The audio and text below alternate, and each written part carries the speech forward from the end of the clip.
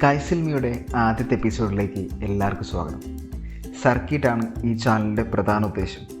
കണ്ട കാഴ്ചകളും പോകുന്ന വഴികളും നിങ്ങളിലേക്ക് കൂടി എത്തിക്കുക എന്നാണ് ഈ ചാനലിൻ്റെ ദൗത്യം. പിന്നെ നമ്മളോടൊപ്പം ഇവളുകൂടി ഉണ്ടാവും, മീറ്റ് മിസ് കറുമ്പി. അപ്പോൾ പോവല്ലേ?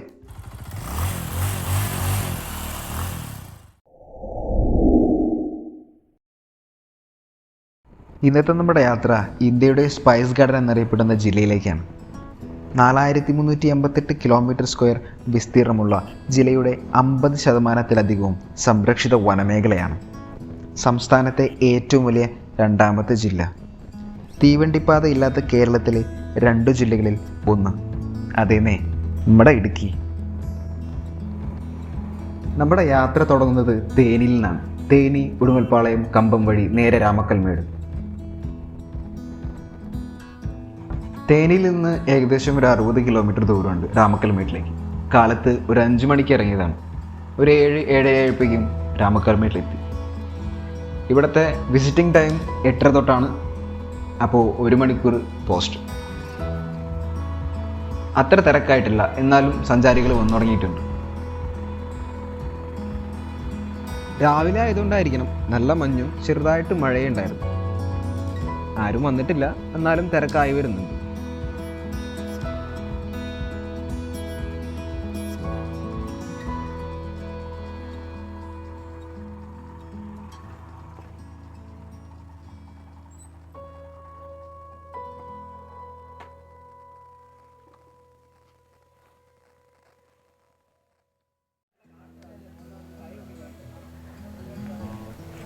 ഒരു 1.5 മണിക്കൂർ വെയിറ്റ് ചെയ്തതിന് ശേഷം ഗേറ്റ് തുറന്നു, ഓപ്പണായി.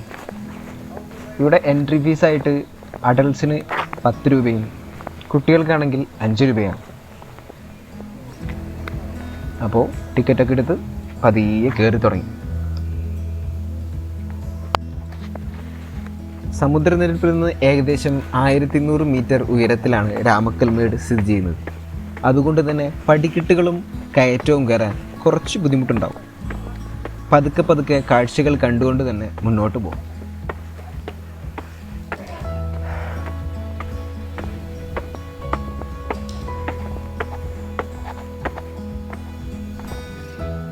ശ്രീ MM മാണി 2016 ഓഗസ്റ്റ് 8-നാണ് രാമക്കൽമേടിൻ്റെ ശിലാസ്ഥാപനം നിർവഹിക്കുന്നത്.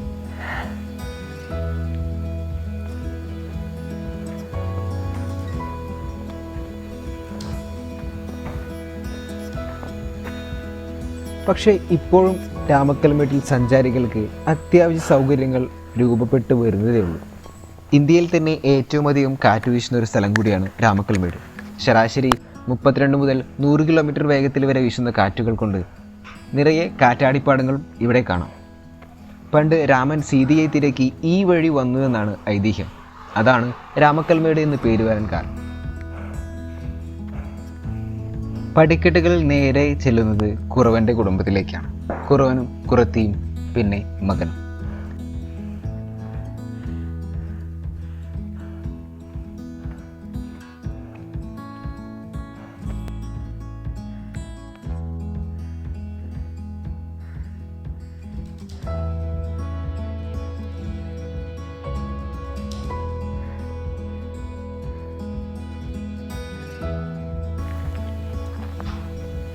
കേരളത്തിൻ്റെയും തമിഴ്നാടിൻ്റെയും അതിർത്തി ആയതിനാൽ 2 സംസ്ഥാനത്തിൻ്റെയും ഭംഗി ആസ്വദിക്കാൻ പറ്റിയ സ്ഥലമാണ് രാമക്കൽമേട്.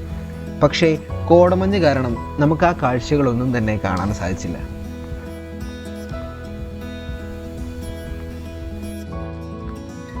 ഇരുപത് മിനിറ്റ് ചിലവഴിച്ച ശേഷം ചെറിയ നിരാശയോടെ തിരിച്ചു മടങ്ങുകയാണ്. കോടമഞ്ഞിൻ്റെ മങ്ങിയ വെളിച്ചത്തിൽ പരമാവധി ദൃശ്യങ്ങൾ പകർത്തിയെടുത്ത് തിരിച്ചു നടക്കുകയാണ്. ഇനി എപ്പോഴെങ്കിലും ആ സൈറ്റ് സീയിങ്ങിന് തിരിച്ചു വരേണ്ടതാണ്. അപ്പോഴേക്കും രാമക്കൽമേട് എല്ലാവിധ സൗകര്യങ്ങളോടെയും ഒരുങ്ങിയിട്ടുണ്ടാവും എന്ന് വിശ്വസിക്കുന്നു. തിരികെ പോകുന്ന വഴിക്ക് കാറ്റാടിപ്പാടങ്ങൾ കൂടി ഒന്ന് കാണണം. അപ്പോൾ അങ്ങോട്ടാണ് ഇനി അടുത്ത യാത്ര. സഞ്ചാരികൾ എത്തി തുടങ്ങി. അപ്പോൾ ഞാൻ അടുത്ത സ്ഥലത്തേക്ക് പോവാം.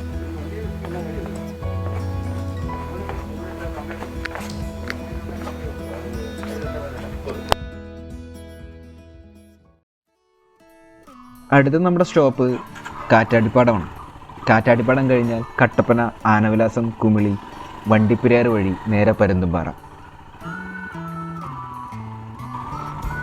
കാറ്റിൽ നിന്നും വൈദ്യുതി ഉൽപ്പാദിപ്പിക്കുന്ന വിൻഡ് എനർജി ഫാമിൻ്റെ കേരളത്തിലെ രണ്ടാമത്തെ സ്ഥലമാണ് കാറ്റാടിപ്പാടം. 2020 സെപ്റ്റംബർ 30 കണക്കുകൾ അനുസരിച്ച് രാജ്യത്ത് 38.124 ജിഗാവാട്ട്സ് വൈദ്യുതി കാറ്റിൽ നിന്ന് മാത്രം ഉൽപ്പാദിപ്പിക്കുന്നു. ഇത് ലോകത്തിലെ തന്നെ 4ാമത്തെ വൈദ്യുതോൽപാദന ശേഷിയാണ്. രാജ്യത്ത് ഏറ്റവും കൂടുതൽ കാറ്റിൽ നിന്ന് വൈദ്യുതി ഉൽപ്പാദിപ്പിക്കുന്ന സംസ്ഥാനം തമിഴ്നാടാണ്. 9231.77 മെഗാവാട്ട്സാണ് അവർ ഉൽപ്പാദിപ്പിക്കുന്നത്. കേരളത്തിലിത് 62.5 മെഗാവാട്ട്സ് മാത്രം. കേരളത്തിലെ ആദ്യത്തെ കാറ്റാടിപ്പാടം പാലക്കാട് ജില്ലയിലെ കഞ്ഞിക്കോടാണ്. 1997 സ്ഥാപിതമായ കാറ്റാടിപ്പാടം 55 മെഗാവാട്ട്സാണ് ഉൽപ്പാദിപ്പിക്കുന്നത്.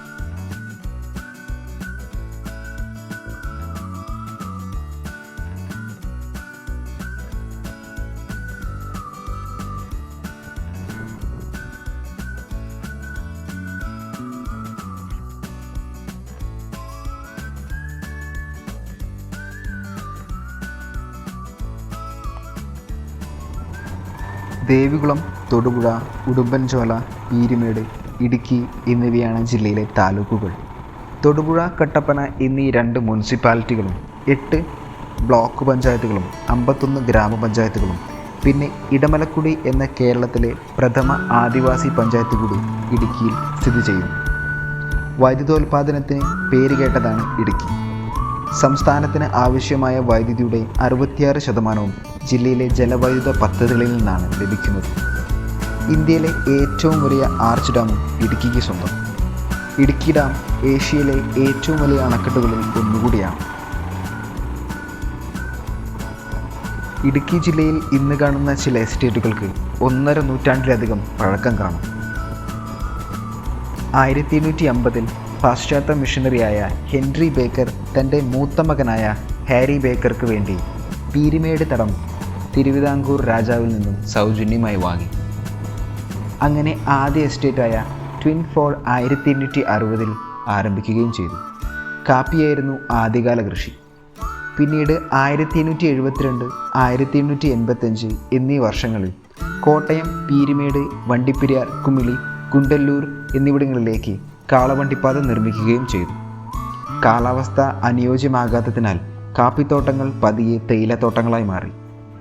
ഒരു മലമ്പാത ഉണ്ടായപ്പോൾ കൂടുതൽ ബ്രിട്ടീഷ് പ്ലാന്റർമാരും തദ്ദേശ സമ്പന്നരും ഇവിടെ തോട്ടങ്ങൾ സ്ഥാപിക്കുകയും ചെയ്തു.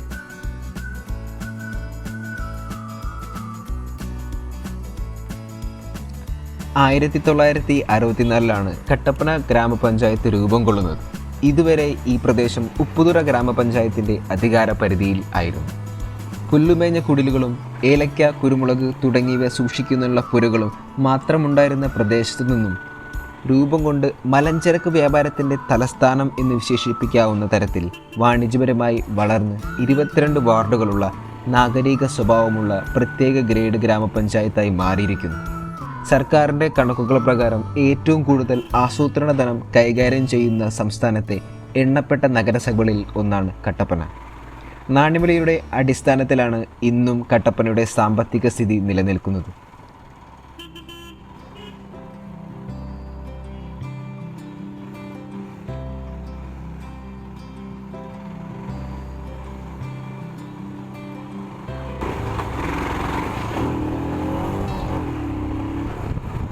കട്ടപ്പനയിൽ നിന്നും ഏകദേശം 1 മണിക്കൂർ യാത്രയുണ്ട് വണ്ടിപ്പെരിയാറിലേക്ക്. ഇടുക്കി ജില്ലയിലെ വണ്ടിപ്പെരിയാർ പഞ്ചായത്തിലെ ഒരു ചെറുപട്ടണമാണ് വണ്ടിപ്പെരിയാർ. കോട്ടയം കുമിളി പാതയിൽ പീരുമേടിനും കുമിളിക്കും മധ്യയാണ് വണ്ടിപ്പെരിയാർ സ്ഥിതി ചെയ്യുന്നത്. സമുദ്രനിരപ്പിൽ നിന്നും 900 മീറ്റർ ഉയരത്തിലാണ് ഈ മലയോര പട്ടണം. തേയില, കാപ്പി, ഏലം, കുരുമുളക് എന്നിവയാണ് ഇവിടെ കൃഷി ചെയ്യുന്ന പ്രധാന വിളകൾ.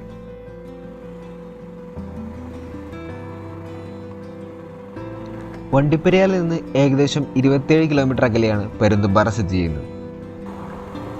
സമുദ്രനിരപ്പിൽ നിന്ന് 3800 അടി ഉയരത്തിൽ സ്ഥിതി ചെയ്യുന്ന ഒരു പ്രദേശം. സ്വസ്ഥമായ അന്തരീക്ഷവും നഗരത്തിൻ്റെ കോലാഹലങ്ങളും തിരക്കും വിട്ട് പ്രകൃതിയുടെ ശാന്തതയും ഭംഗിയും ആസ്വദിക്കാൻ പറ്റിയൊരിടം. പ്രമുഖ വിനോദസഞ്ചാര കേന്ദ്രങ്ങളായ കുമരകത്തിനും തേക്കടിക്കും ഇടയിൽ ഒരു ഇടവേള കേന്ദ്രമായി പരുന്തുംപാറ മാറ്റിയെടുക്കാനുള്ള ശ്രമത്തിലാണ് ജില്ലാ പ്രവർത്തകർ.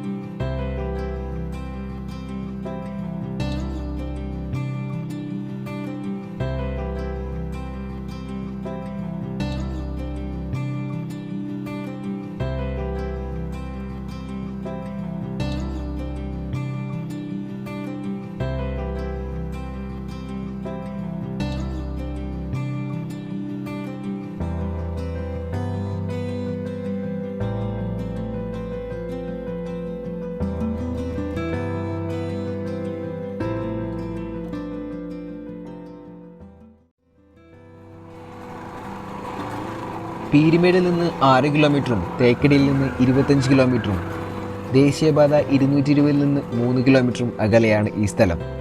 വളർന്നുവരുന്ന വിനോദസഞ്ചാര കേന്ദ്രങ്ങളിൽ ഒന്നാണിത്. സ്വസ്ഥമായ അന്തരീക്ഷവും കാടിൻ്റെ നൈർമല്യവും അടുത്തറിയാൻ ഒരുപാട് സ്വദേശീയ വിദേശികൾ ഇവിടെ എത്താറുണ്ട്. ഇടുക്കി ജില്ലയിലെ വിനോദസഞ്ചാര ഭൂപടത്തിൽ ഇതുവരെ ഉൾക്കൊള്ളിച്ചിട്ടില്ലെങ്കിലും മറ്റു വിനോദസഞ്ചാര കേന്ദ്രങ്ങളോട് കിടപിടിക്കുന്ന ഭൂമനോഹാരിതയാണ് പരുന്തുംപാറയ്ക്ക്. തെളിഞ്ഞ ആകാശമെങ്കിൽ ശബരിമല കാടുകൾ ഇവിടെ നിന്ന് കാണാവുന്നതാണ്. മകരജ്യോതി ദർശിക്കുവാൻ മണ്ഡലകാലത്ത് അയ്യപ്പ ഭക്തർ ഇവിടെ എത്താറുണ്ട്. വിശാലമായ ഉയർന്ന പ്രദേശമായതിനാൽ ഇവിടെ നിന്ന് നോക്കുമ്പോൾ നാലുപാടും വളരെ ദൂരത്തോളം ഉള്ള മലനിരകൾ കാണുവാൻ സാധിക്കും. മഞ്ഞുമൂടി ഇടയ്ക്കിടെ കാഴ്ചമറുകയും താമസിയാതെ കാറ്റടിച്ച് ദൂരെയുള്ള മലനിരകൾ പ്രത്യക്ഷമാകുകയും ചെയ്യുന്നത് മനോഹരമായ ഒരു അനുഭവമാണ്. ഇവിടുത്തെ ഒരു പാറക്കെട്ടിന് മഹാകവി രവീന്ദ്രനാഥ് ടാഗോറിൻ്റെ ശിരസ്സുമായി അത്ഭുതകരമായ സാമ്യമുണ്ട്. ഇത് ടാഗോർ പാറ എന്നറിയപ്പെടുന്നു. പരുന്തുംപാറയിൽ നിന്ന് നമ്മൾ നേരെ കുട്ടിക്കാനത്തേക്കാണ് പോകുന്നത്. പീരുമേട് താലൂക്കിൽപ്പെട്ട ഒരു ചെറിയ ഗ്രാമമാണ് കുട്ടിക്കാനം. സമുദ്രനിരപ്പിൽ നിന്ന് 1100 മീറ്റർ ഉയരത്തിലാണ് ഈ പ്രദേശം സ്ഥിതി ചെയ്യുന്നത്. കുട്ടിക്കാനത്ത് നിന്ന് 14 കിലോമീറ്റർ അകലെ അത്ര പ്രശസ്തമല്ലാത്ത ഒരു കുന്ന്, അതാണ് പീരുമേട്. കവിയും തത്വചിന്തകനുമായിരുന്ന മുഹമ്മദ് പീർ തൻ്റെ അവസാന നാളുകൾ ഈ കുന്നിലാണ് ചിലവഴിച്ചത്. പിന്നീട് ഈ കുന്ന് പീരുമേട് എന്നറിയപ്പെട്ടു.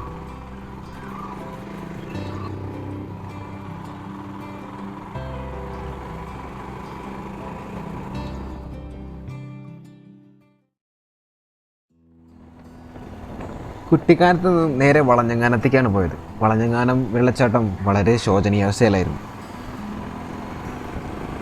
കുട്ടിക്കാനത്ത് നിന്നും വെറും 4 കിലോമീറ്റർ ദൂരം മാത്രമേ ഉള്ളൂ. ഏകദേശം അരമണിക്കൂർ കൊണ്ട് കുട്ടിക്കാനത്ത് നിന്ന് വളഞ്ഞങ്ങാനത്തേക്ക് പോയി വരാം. അതുകൊണ്ട് തന്നെ അത്ര വലിയ ബുദ്ധിമുട്ടുകളൊന്നും ഉണ്ടായിരുന്നില്ല. നിറഞ്ഞൊഴുകുന്ന വളഞ്ഞങ്ങാനത്തെയാണ് പ്രതീക്ഷിച്ചു വന്നെങ്കിലും നിരാശയായിരുന്നു ഫലം.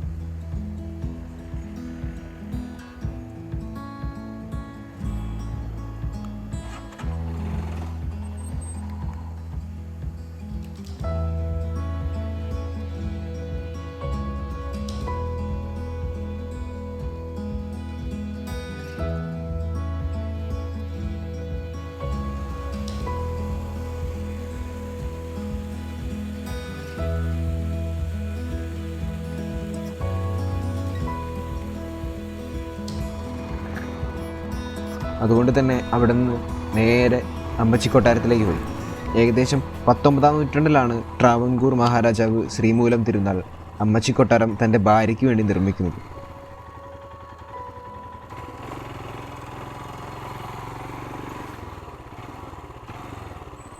ഏക്കർ വരുന്ന കോടമൂടുന്ന ഒരു കുന്നിൻ മുകളിലാണ് അമ്മച്ചി കൊട്ടാരം. കൊട്ടാരത്തിൻ്റെ മുറികൾ കൂടാതെ 2 രഹസ്യ തുരങ്കപാതങ്ങളുണ്ട്. ഒന്ന് കൊട്ടാരത്തിന് ഉള്ളിലൂടെയുള്ളതും മറ്റൊന്ന് പുറത്തേക്ക് വരാനുള്ളതുമാണ്.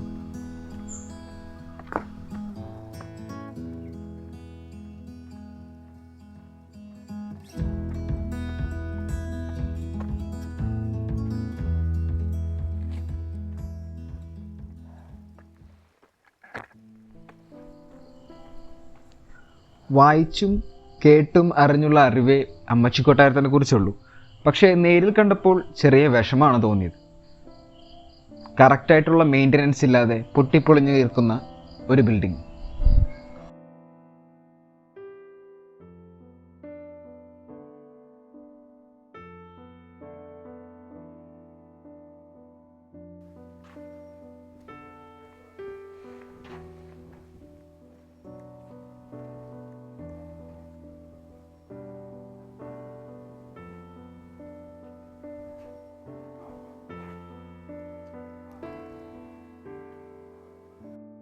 അകത്തേക്ക് പ്രവേശനമുണ്ടോ എന്ന് ചോദിച്ചതിന് അതിന് 10-20 ചിലവാകും എന്നായിരുന്നു കെയർടേക്കർ മറുപടി. ശരിയെന്ന് ഞാനും പറഞ്ഞു.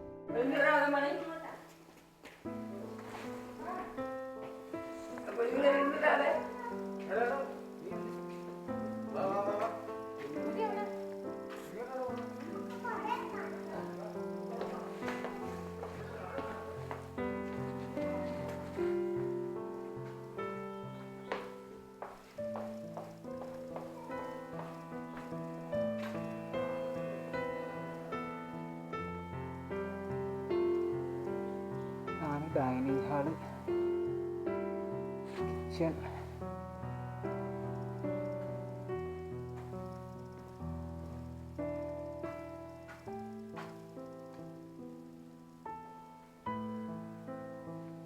കിച്ചൺ. തിരുവിതാംകൂർ രാജപദവി കൈമാറിപ്പോയിരുന്നത് അമ്മ വഴിയോ പെൺമക്കൾ വഴിയോ മാത്രമായിരുന്നു. മൂലം തിരുനാൾ മഹാരാജാവ് തൻ്റെ ഭാര്യയ്ക്ക് വേണ്ടിയാണ് ഈ കൊട്ടാരം പണികഴിപ്പിച്ചത് എന്നാണ് കരുതപ്പെടുന്നത്. 3 കിടപ്പുമുറികളും 2 വലിയ അതിഥികളെ സ്വീകരിക്കാനുള്ള ഹാളും ഇതിൽ ഉൾപ്പെടുന്നു. ഭാര്യയ്ക്ക് അമ്മാച്ചി എന്ന പേരുകൂടി കൊടുത്തു. അമ്മാച്ചി എന്നാൽ അമ്മ.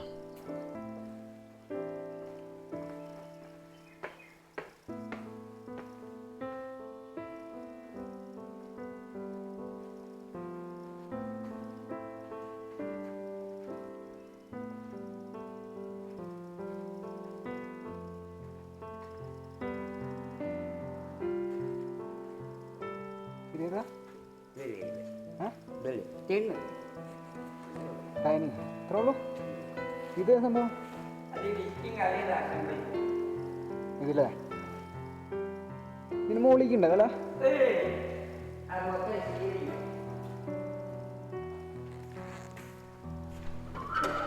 ശരാശരി ഏകദേശം 150 മുതൽ 250 പേര് വരെ ഇവിടെ ദിനം വിസിറ്റ് ചെയ്യാറുണ്ട്. അവർക്കെല്ലാവർക്കും ഈ നിരാശ തന്നെയായിരിക്കുമല്ലോ എന്നാണ് എൻ്റെ ചിന്ത. ശരിയായ മെയിൻ്റനൻസ് ഉണ്ടെങ്കിൽ ഇപ്പോഴും പഴയ പ്രൗഢിയോടെ തന്നെ ഈ കൊട്ടാരത്തിൽ നിലനിർത്താം.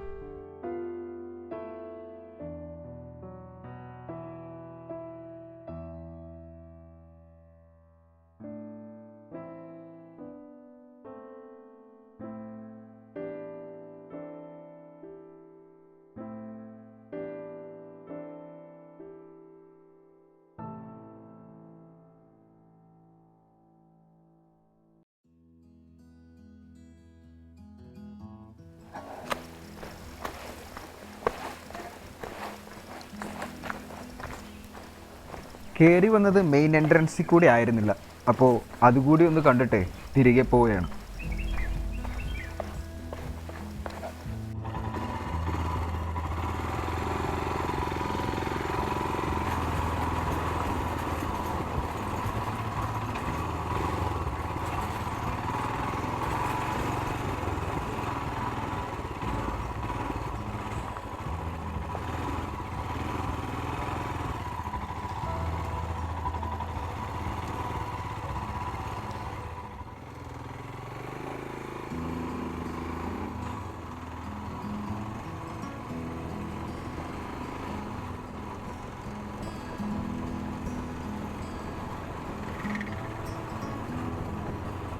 കാലത്ത് 5 മണിക്ക് ഇറങ്ങിയതാണ്. ഇടയിൽ ബ്രെഡും ബിസ്ക്കറ്റും ഉള്ളിൽ ചെന്നിട്ടുണ്ടെങ്കിലും വിശക്കുന്നുണ്ട്. കുട്ടിക്കാനത്ത് നേരെ ഏലപ്പാറ വഴി നേരെ വാഗമണ്ണിക്കാണ് പോകുന്നത്. വാഗമണ്ണിലായിരിക്കും എന്തെങ്കിലും സ്നാക്സ് കഴിക്കുക. അപ്പോൾ അങ്ങോട്ടാണ് ഇനി അടുത്ത യാത്ര.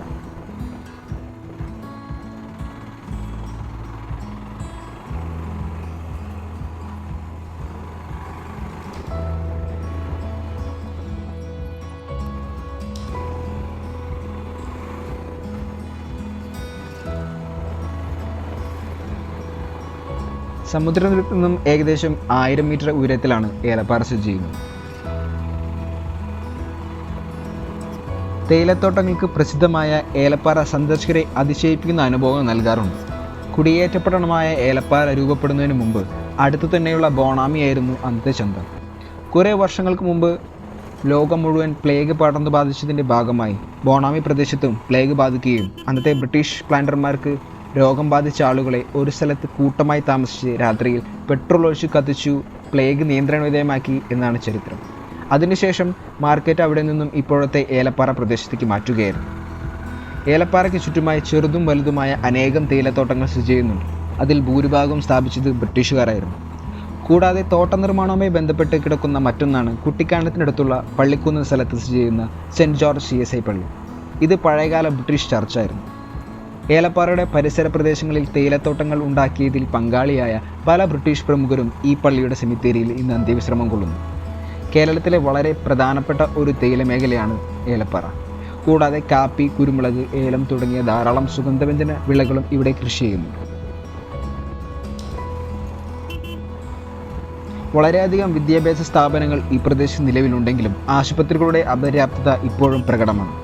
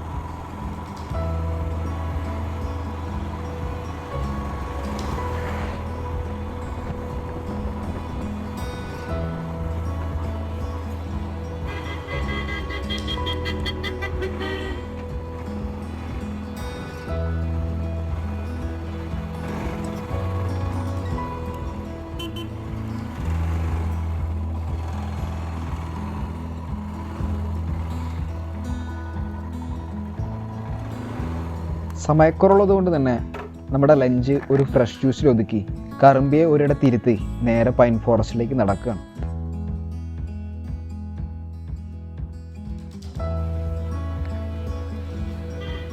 സാധാരണ ഡിസംബർ മാസത്തേക്കാൾ തിരക്കില്ലെങ്കിലും അത്യാവശ്യം തിരക്കുണ്ട്. കടകൾ ഒന്നും തന്നെ ഒഴിഞ്ഞിടപ്പില്ല. എല്ലാത്തിലും 1-2 ആൾ കയറുന്നുണ്ട്, സാധനങ്ങൾ വാങ്ങിക്കുന്നുണ്ട്.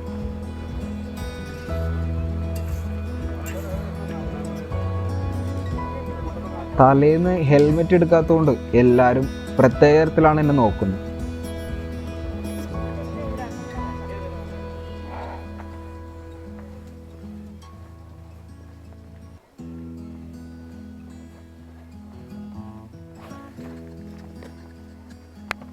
കുറച്ചു ദൂരം നടന്നപ്പോൾ ടിക്കറ്റ് കൗണ്ടർ കണ്ടു.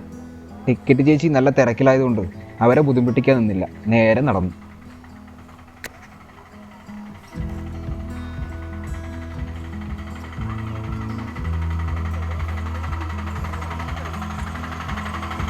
ആൾക്കാരുണ്ട്, ആൾക്കാർ പതുക്കെ നടക്കുന്നുണ്ട്. സാമൂഹ്യ അകലം പാലിക്കുന്നുണ്ടോയെന്ന് അറിയില്ല, പക്ഷേ പരമാവധി വേഗത്തിൽ ഞാനും നടന്നു. കുത്തനെയുള്ള ഇറക്കമാണ്. കാല് തെറ്റിയാൽ നണം കെടും.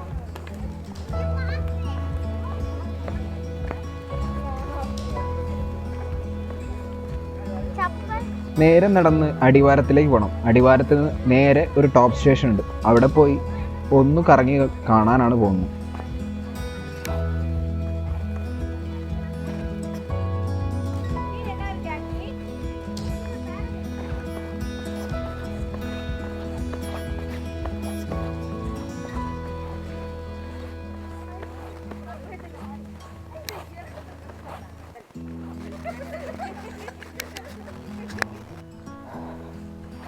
നേരെ അടിവാരത്തേക്കാണ് ഈ വഴി നേരെ കയറി ചെല്ലുന്നത് ഒരു മൊട്ടക്കുന്നിലേക്കാണ്.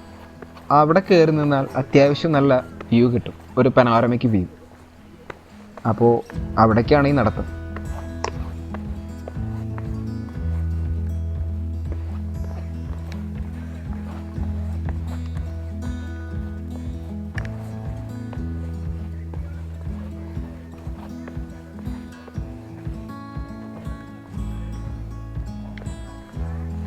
ആദ്യത്തെ കയറ്റലിൽ തന്നെ ഹെൽമെറ്റിൻ്റെയും ബാക്ക് പാക്കിൻ്റെയും റൈഡിങ് ജാക്കറ്റിൻ്റെയും വെയിറ്റ് ശരിക്കറിഞ്ഞു, കിതച്ചു തുടങ്ങി.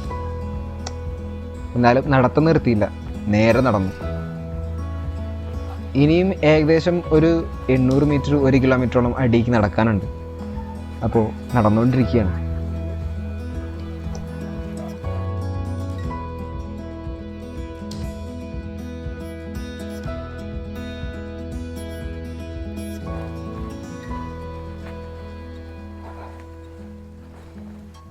പശ്ചിമഘട്ടത്തിൻ്റെ അതിരിൽ സമുദ്രനിരപ്പിൽ നിന്നും 1100 മീറ്റർ അടി ഉയരത്തിൽ സ്ഥിതി ചെയ്യുന്ന വാഗമണിൽ വേനൽക്കാല താപനില 10 മുതൽ 23 ഡിഗ്രി സെൽഷ്യസ് വരെയാണ്. തേയിലത്തോട്ടങ്ങൾ, പുൽത്തകിടികൾ, മഞ്ഞ്, ഷോളയാർ മലനിരകൾ എന്നിവ വാഗമണിൻ്റെ ചാരുതയ്ക്ക് മാറ്റുകൂട്ടുന്നു. മൊട്ടക്കുന്നുകളും അനന്തമായ പൈൻമരക്കാടുകളും വാഗമണിൻ്റെ മറ്റ് പ്രത്യേകതകളാണ്. ഒരു കാലത്ത് വാഗമൺ, കോലാഹമേട് പ്രദേശങ്ങൾ ആരുടെയും ശ്രദ്ധയിൽപ്പെടാതെ കിടക്കുകയായിരുന്നു. ഇവിടെ ആകെ ഉണ്ടായിരുന്നത് ഇൻഡോ സ്വിസ് പ്രൊജക്റ്റിൻ്റെ കന്നുകാലി വളർത്തു കേന്ദ്രം മാത്രമായിരുന്നു. വിനോദസഞ്ചാര മാപ്പിൽ വാഗമൺ സ്ഥാനം പിടിക്കുകയും പത്രമാധ്യമങ്ങളിലൂടെ പ്രശസ്തി മനസ്സിലാക്കുകയും ചെയ്തതോടെ വാഗമണിലേക്കുള്ള സഞ്ചാരികളുടെ ഒഴുക്ക് വർദ്ധിച്ചു. പൈൻമരക്കാടുകൾ സഞ്ചാരികളുടെ ഒരു പ്രധാന വിശ്രമ കേന്ദ്രമാണ്. 20 വർഷത്തിൽ ഒരിക്കൽ വെട്ടിമാറ്റുന്ന ഇതിൻ്റെ പൾപ്പ് ഉപയോഗിച്ചാണ് കറൻസി അച്ചടിക്കാനുള്ള പേപ്പർ നിർമ്മിക്കുന്നത്. പൈൻമരക്കാടുകൾക്കടുത്താണ് നേരത്തെ ഇൻഡോ സ്വിസ് പ്രൊജക്റ്റ് സ്ഥിതി ചെയ്തിരുന്നത്. ഇപ്പോൾ ഈ കെട്ടിടങ്ങൾ ടൂറിസ്റ്റ് റിസോർട്ട് രൂപങ്ങളായി മാറി.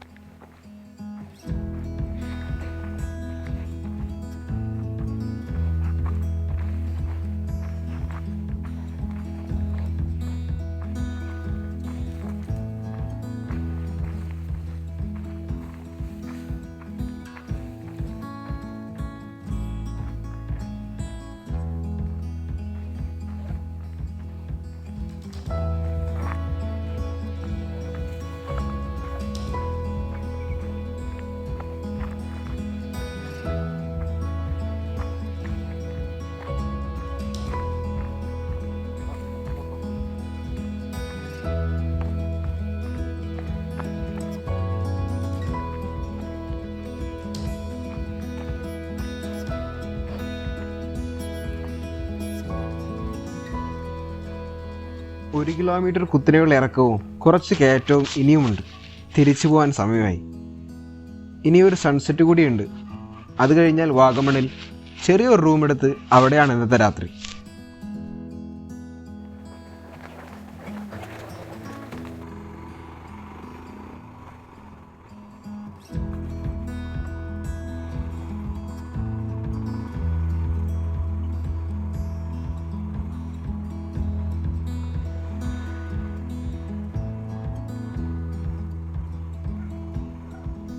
സൂര്യാസ്തമയം കാണാൻ നേരെ വാഗമൺ മൊട്ടക്കുന്നിലേക്കാണ് പോയത്. പക്ഷേ കൊറോണ ആയതുകൊണ്ട് അരമണിക്കൂർ മുമ്പ് തന്നെ കൗണ്ടർ ക്ലോസ് ചെയ്തു.